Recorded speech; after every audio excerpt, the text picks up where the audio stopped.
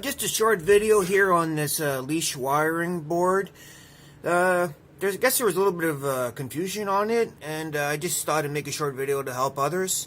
So this ignition circuit here, it's that first relay, sort of acts like you're turning the key on the ignition.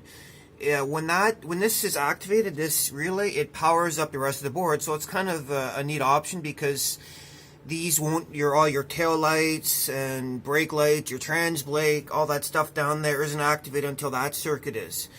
So basically, I just thought I'd explain that and show it in action. And the ignition down here, I've kind of done a